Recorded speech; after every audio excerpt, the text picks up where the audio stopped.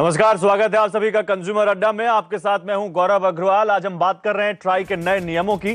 Try के नए broadcasting tariff order के मुताबिक केबल टीवी और डीटीएच पर अपने पसंदीदा चैनल चुनने के लिए ग्राहकों के पास अब मात्र 9 से 10 दिन का वक्त बचा है। लेकिन अभी तक कंज्यूमर्स दुविधा में हैं कि वो पैक चुने कैसे। कुछ डीटीएच ऑपरेटर्स ने तो नए नियमों के हिसाब से अभी तक अपने टैरिफ का ऐलान तक नहीं किया है और कंफ्यूजन बरकरार है। सवाल है कि डेडलाइन बढ़ने के बावजूद आखिर इतनी कंफ्यूजन है क्यों, और ऑपरेटर्स के साथ कई दौर की बैठकों के बावजूद ट्राई अभी तक इस समस्या का हल क्यों नहीं निकाल पा रहा है, और इन सब के बीच कंज्यूमर क्या करे, किसके पास जाए और कैसे उसकी समस्या का हल हो। आज बात इसी की करेंगे, लेकिन उससे पहले आप ये पूरा मामला समझिए। फरवरी से आपका टीवी बदलने जा रहा है। ट्राई ने केबल चैनल से जुड़े नए नियम बनाए हैं। नए रेगुलेशन के तहत कस्टमर्स अपने पसंदीदा चैनल चुनकर ले सकेंगे और उनसे सिर्फ उन्हीं के लिए पैसा लिया जाएगा। ट्राई के मुताबिक नए नियम लागू होने के बाद कस्टमर्स के पास 100 स्टैंडर्ड डेफिनेशन के चैनल्स चुनने की आजादी होगी। इसे वो अपनी तरह से कस्टमाइज कर सकते हैं, यानी चाहे तो फ्री चैनल रखें या फिर पेड चैनल। पेड चैनल के लिए आपको अलग से पैसे देने होंगे। बेस पैक की अधिकतम कीमत 130 रुपए होगी, जिस पर 18% जीएसटी लगेगा। ट्राई ने सभी डीटीएच सर्विस प्रोवाइडर्स को बेस पैक तय करने के लिए कहा है। वहीं जिन यूजर्स को 100 से ज्यादा चैनल्स चाहिए, उनको पैक या चैनल के हिसाब से उतने ज्यादा पैसे देने होंगे। ट्राई ने पैक बनाने के लिए एक टूल तैयार किया है जो channel.try.gov.in पर उपलब्ध है। इस टूल से आप अपने पसंद के चैनल सिलेक्ट या डीसिलेक्ट कर सकते हैं। हालांकि ट्राई की तमाम कोशिशों के बावजूद अभी तक मात्र 50% ग्राहकों ने ही अपने पसंदीदा चैनलों का चुनाव किया है। ट्राई ने इसे बिना रुकावट से लागू करने के लिए डीटीएच और केबल टीवी वालों के साथ कई बैठकें कर चुका है। हालांकि कई लोगों में ये शंका भी है कि इससे कंज्यूमर का डीटीएच बिल बढ़ सकता है, लेकिन इस बात को ट्राई सिरे से नकार रहा है। हालांकि दिक्कत केवल यही नहीं है। कुछ डीटीएच कंपनियों ने अभी तक अपने चैनल पैक नहीं बनाए हैं, जिससे ग्राहकों में असमंजस की स्थिति बनी हुई है। जैसे डिश टीवी, एयरटेल और वीडियोकॉन D2H ने विकल्प चुनने की सुविधा देना शुरू कर दिया है, लेकिन टाटा स्काई ने अभी तक अपने विकल्पों का ऐलान नहीं किया है। टाटा स्काई ने ट्राई के टैरिफ ऑर्डर के खिलाफ दिल्ली हाईकोर्ट में याचिका दाखिल कर रखी है, जिस पर सुनवाई जारी है। इसके अलावा कई केबल ऑपरेटर भी इस नई नीति का विरोध कर रहे हैं। उनके मुताबिक उससे उनके सामने बेरोजगारी का संकट पैदा हो जाएगा। लेकिन इन सब के बीच कंज्यूमर में कंफ्यूजन है कि वो क्या करे। एक कंफ्यूजन ये भी है कि अगर 31 जनवरी तक नए नियमों के हिसाब से पैक नहीं लिया गया तो क्या होगा। ट्राई के नए नियम के मुताबिक कस्टमर को बेस्ट पैक चुनना होगा। और इस मुद्दे पर बात करने के लिए मेरे साथ हैं ट्राई के broadcasting adviser Arvind Kumar, cable operator federation of India की प्रेसिडेंट रूप शर्मा और ब्रॉडकास्ट एक्सपर्ट मनोज गहरोला। आप सभी का स्वागत है। और अरविंद जी, सबसे पहले मैं इस कार्यक्रम की शुरुआत आपके साथ ही करना चाहूंगा। सर, आप ट्राई को रिप्रेजेंट कर रहे हैं। जहां तक हमें समझ में आ रहा है, ट्राई की कोशिश है कि लोगों को एक ऐसा रैशनल सिस्टम मिले जिसमें वो जितना चैनल देखें या जो भी चैनल देखें केवल उसी के पैसे चुकाएं। लेकिन उसके बावजूद, क्योंकि एक बार डेडलाइन आप लोग बढ़ा चुके हैं, 10 दिन बचे हैं दूसरी डेडलाइन के पूरे होने में, अभी भी काफी कंफ्यूजन है लोगों में कि कैसे उस नए सिस्टम को अडॉप्ट करें। तो इस बारे में आप क्या कहना चाहेंगे? एक तो हम लोगों ने डेडलाइन सिर्फ कंज्यूमर चॉइस के लिए बढ़ाई है। हमारा रेगुलेशन 29 दिसंबर से लागू हो चुका है। कंज्यूमर को इनकन्वीनियंस ना हो, इसलिए हम लोगों ने कहा कि आप सभी ऑपरेटर्स को हमने समय दिया 31 जनवरी तक। 31 जनवरी तक आप कंज्यूमर्स की चॉइस ले लें। हम लगातार मीटिंग कर रहे हैं और हमको अभी जो हमने रिसेंट मीटिंग की है उसमें बताया गया है कि 35 से 40% कंज्यूमर्स ने अपनी चॉइस दे दी है। और लोगों ने हमको एश्योर भी किया है कि 4 से 5 दिन में वो लोग इसको 70 से 75% के बीच में ले जाएंगे। तो कंज्यूमर्स चॉइस दे रहे हैं। कंज्यूमर्स को ये बात समझ में आ रही है कि ये रेगुलेटरी फ्रेमवर्क उनके लिए अच्छा है और वो ऑप्शन को एक्सरसाइज कर रहे हैं। लेकिन कुछ हैं, जैसे टाटा स्काई का नाम लें या इसके अलावा भी कुछ हैं, जिन्होंने अभी तक अपने कंज्यूमर्स को ये नहीं बताया कि वो कैसे पैक चुन सकते हैं। एक टिकर चला रहे हैं कि हम आपको समय पर बताएंगे, और शायद दिल्ली हाईकोर्ट में भी हैं वो ट्राई के खिलाफ। उनके कंज्यूमर्स का क्या होगा? मैं उस मामले से ज्यादा उनके कंज्यूमर्स के बारे में जानना चाहता हूँ। टाटा स्काई को हम लोगों ने एक डायरेक्शन दी है 17 जनवरी को कि आप तुरंत प्रभाव से इस रेगुलेशन को लागू करें, अपने कंज्यूमर्स को चॉइस दें। उनसे हमने मीटिंग्स भी की हैं और हमें उम्मीद है कि 31 जनवरी के पहले वो अपने कंज्यूमर्स को चॉइस देंगे। और अगर नहीं देते हैं तो कंज्यूमर्स को मैं बताना चाहता हूं कि वो इस बात का ध्यान रखें, अगर वो टाटा स्काई के कंज्यूमर्स हैं, कि हो सकता है कि उनको कोई परेशानी हो 1 फरवरी के बाद, इसलिए अपने टाटा स्काई ऑपरेटर से कहें कि ट्राई के रेगुलेशंस को फॉलो करें और जल्दी से जल्दी उनको चॉइस दें, जिससे उनको किसी तरह की कोई परेशानी ना हो। ठीक है, मतलब आपका कहने का मतलब है कि ट्राई साफ साफ कह रहा है कि टाटा स्काई आपके नियमों का पालन करे। ठीक है, मैं केबल ऑपरेटर्स का व्यू जानना चाहता हूं, क्योंकि केबल ऑपरेटर्स बहुत बड़ी तादाद में हैं इस देश में और लोगों तक ये चैनल पहुंचाने में उनका बहुत बड़ा हाथ है। उनका इन नए नियमों पर क्या व्यू है और वो कैसे इस सिस्टम में खुद को ढाल रहे हैं? देखिए, ये टैरिफ ऑर्डर आया है जो 2016, 17, 18 और 19 में अब लागू हुआ है।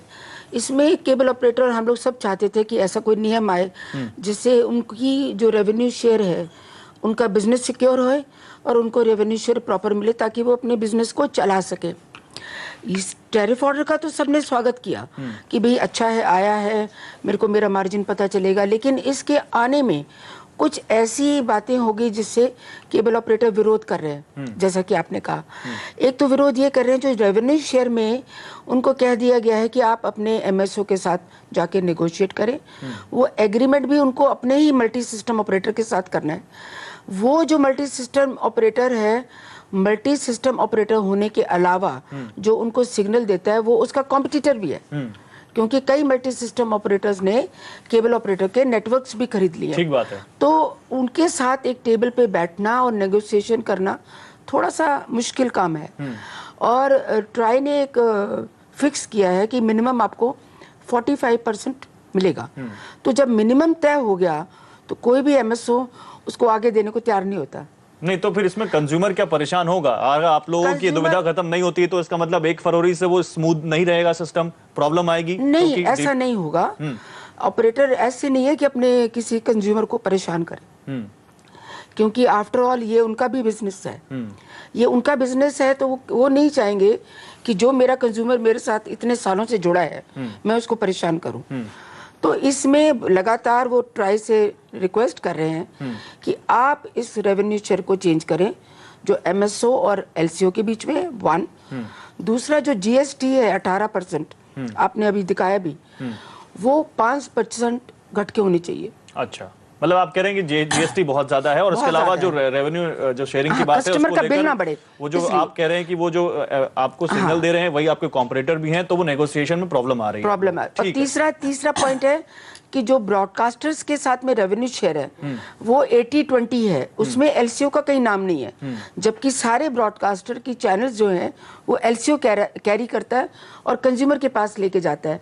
तो वो कहता है कि मेरे को भी इस रेवेन्यू शेयर का हिस्सा मुझे मिलना चाहिए। ठीक है। और एक और पॉइंट कहता है कि जो 15% कैप थी जिसके पीछे कोर्ट में लोग गए थे वो लागू होनी चाहिए। ठीक है, मैं चाहूंगा इस पर अरविंद कुमार जी भी अपने कमेंट दें, लेकिन पहले मनोज जी मैं आपके पास आऊंगा।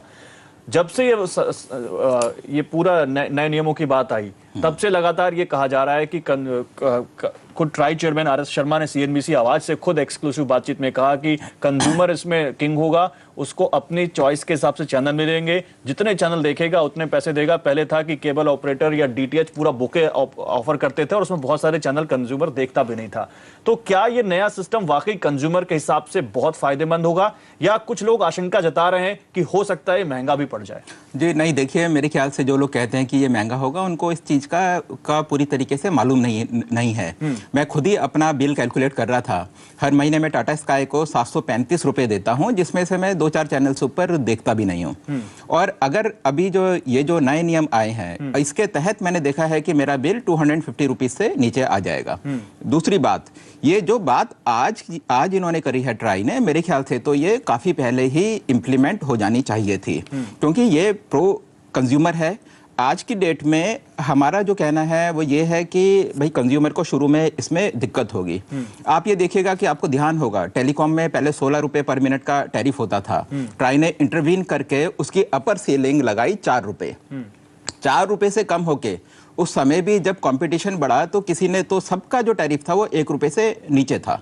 कंज्यूमर की अवेयरनेस इतनी होती है कि कोई भी टेलीकॉम ऑपरेटर अगर 5 पैसे भी टैरिफ कम करता है तो पूरे कंज्यूमर को मालूम चलता है वही कंज्यूमर टेलीकॉम का सब्सक्राइब का कंज्यूमर है और वही जो ये है टीवी चैनल्स का कंज्यूमर है। मुझे बताइए तो कंफ्यूजन क्यों है? लोगों को समझ में नहीं आ रहा है कि या तो ये कंपनियां लोग अपने कंज्यूमर को जागरूक नहीं कर रही हैं, या सही से वो विकल्प नहीं दे रही हैं, या वो चाहते नहीं कि कंज्यूमर उस तरह से अपनी चॉइस के हिसाब से चैनल चुने। आपकी ये बात बिल्कुल ठीक है कि अभी अगर सर कह रहे हैं 50% तक लोगों ने लिया है और उम्मीद है कि 70% तक ले पाएंगे अगले 2-4 दिनों में। नहीं, आप देखिएगा कि अगले महीने तक अगले महीने के एंड तक आप देखेंगे कि 99% सब्सक्राइबर ये को इन टैरिफ के बारे में मालूम होगा और वो इसका फायदा उठा रहे होंगे क्योंकि जो कंज्यूमर होता है कंज्यूमर की अवेयरनेस बहुत होती है। शुरू में कंफ्यूजन हो सकता है 5 दिन 10 दिन 15 दिन का, लेकिन जब उनको टीवी चैनल नहीं मिलेंगे अभी तो जो जनभावना है वो यही है कि लोगों के अंदर क्लियरिटी नहीं है लोगों के पास कि वो क्या करें। कुछ हैं डीटीएच ऑपरेटर जो अपने कंज्यूमर को क्लियरिटी दे रहे हैं, बाकी अधिकतर के पास क्लियरिटी नहीं है। देखिए उसका रीजन क्या है, अगर हम इसको टेलीकॉम से कंपेयर करें, मैं इसलिए कंपेयर कर रहा हूं कि क्योंकि टीआरए टेलीकॉम को भी रेगुलेट करता है और टीवी को भी। ठीक है। टेलीकॉम में जितने भी ऑपरेटर हैं वो सारे के सारे कॉर्पोरेट हैं, बड़ी कंपनीज हैं, तो टीआरए का कोई भी रेगुलेशन आता है वो सीधा कंज्यूमर तक पहुंचाते हैं और ट्रांसपेरेंसी ज्यादा है।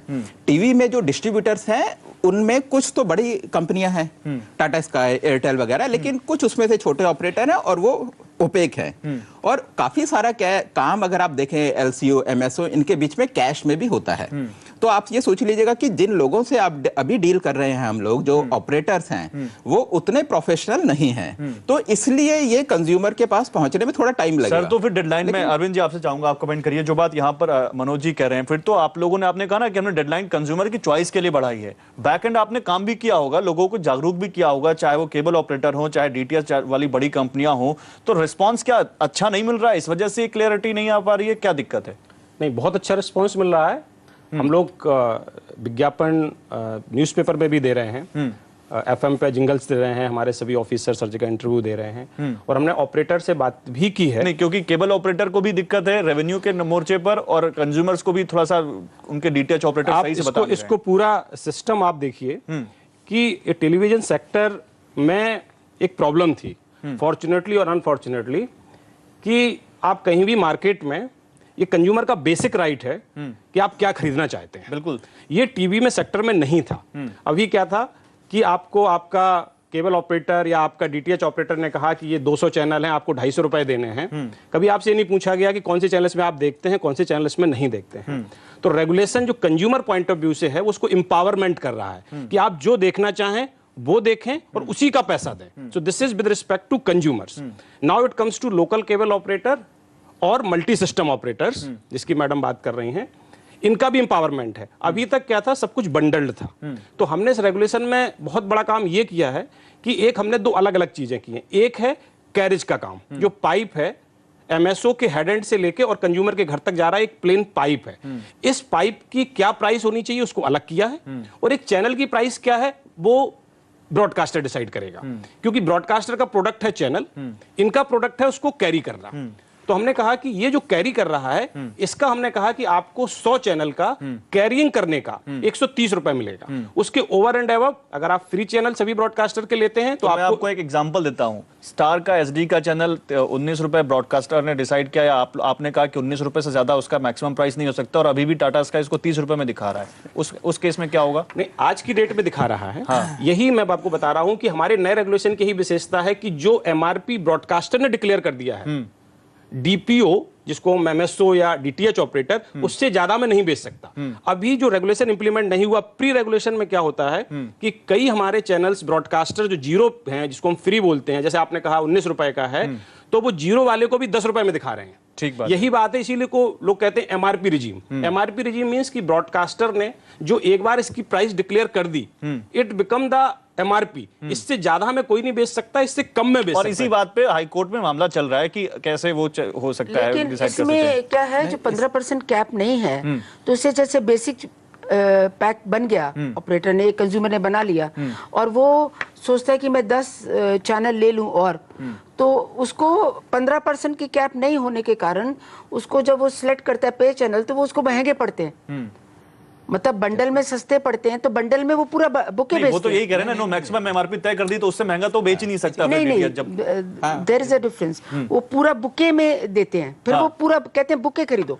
ब्रॉडकास्टर कहता है मेरा अगर 30 चैनल्स का बुके है, you buy my bouquet then you get cheaper, जो पहले चल रहा था।